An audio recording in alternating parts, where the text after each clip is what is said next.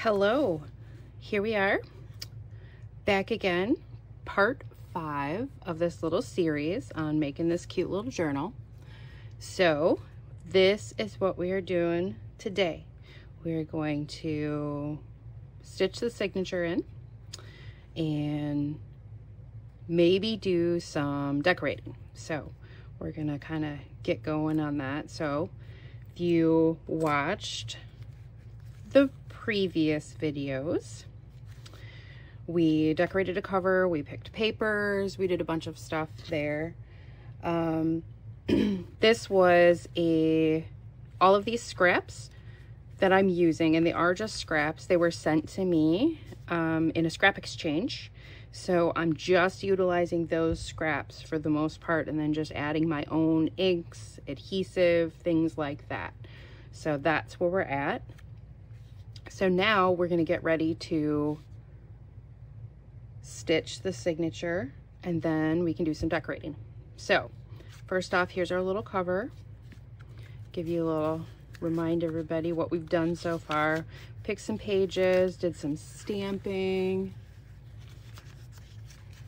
all of that goodness. And then we also worked on one page that I added some extra ink to, which I'm going to pull out here in a second. So here is this all finished and dry. So here is it's like a little glassine bag.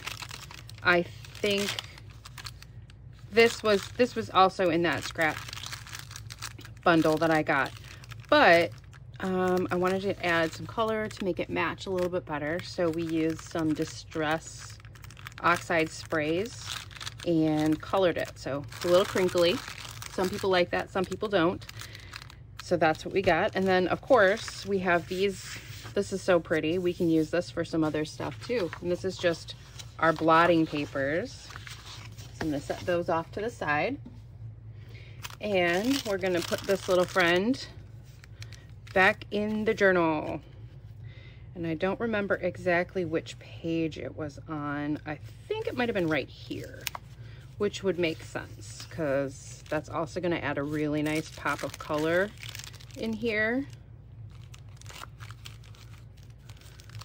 So that's going to go there.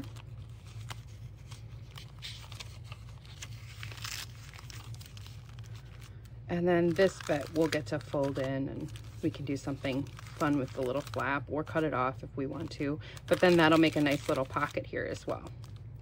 So let's just get right to it. I'm going to get ready to stitch this in because I think everything is in the place that I wish it to be. So I'm just kind of looking here to line up where my pages are on this end, pages are on this end,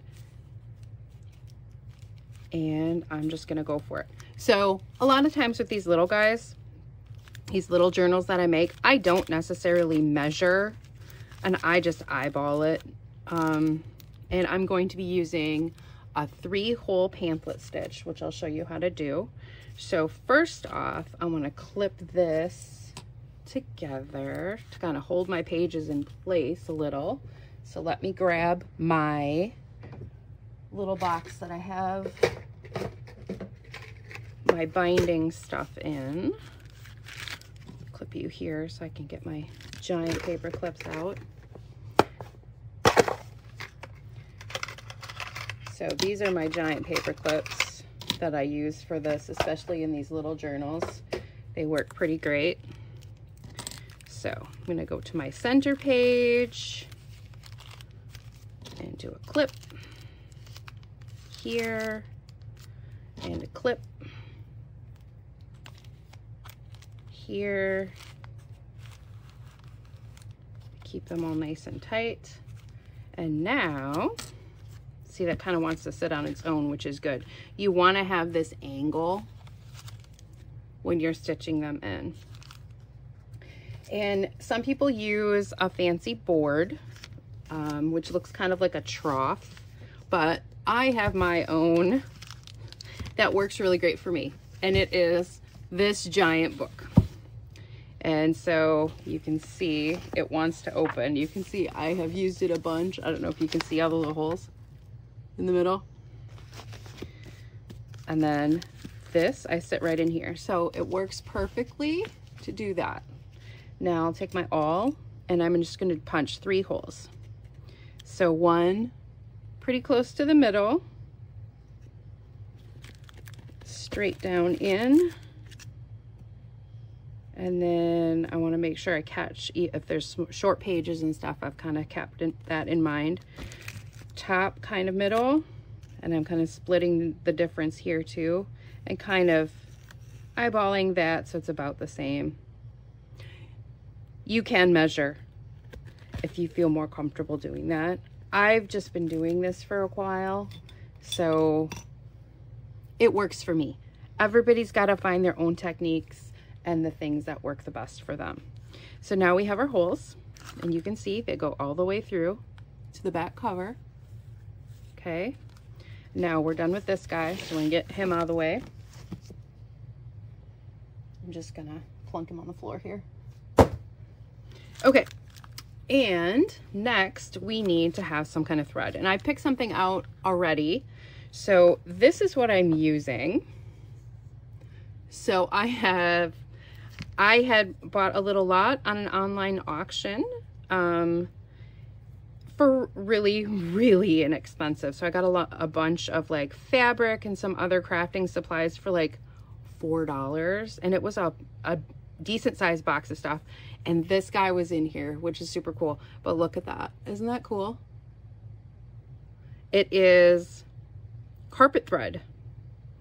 And if you're using some of these older things, the best thing I can tell you to do if you want to check and make sure they're strong enough to do what you want is just pull. And I'm pulling really hard and it's not going to break. So that's going to be perfect for the binding in our journal. So we're looped around here.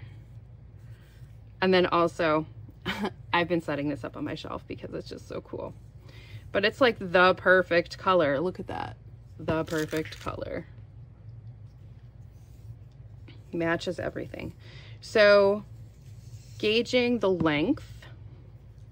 Some people like to make sure it'll be big enough by going around at least 3 times. So I have wrapped this around 3 times, so I know that's going to be enough. It's probably going to be more than enough.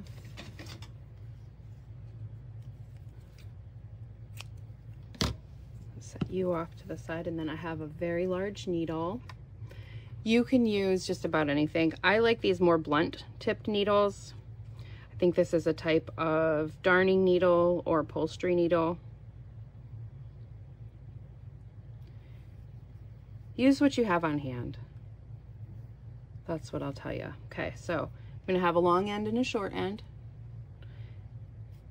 And now, depends on if you want your knot to be on the outside or the inside. I'm gonna do this one on the inside, I think. Yeah, we'll do the inside today. Well, I don't want to miss. I don't want that knot to be right in the middle there. This thread is gonna come across here regardless. There's no way around it. But I think we'll do this one on the outside. So we're gonna go in the center. And this is super easy. This is like one of the simplest ways to do bookbinding. It's called a 3-hole pamphlet stitch. See, and then make sure you leave your tail. Don't pull it all the way through. And I'll hang on to that. Now we're gonna go, you can either do top or bottom, doesn't matter. Pull that through again.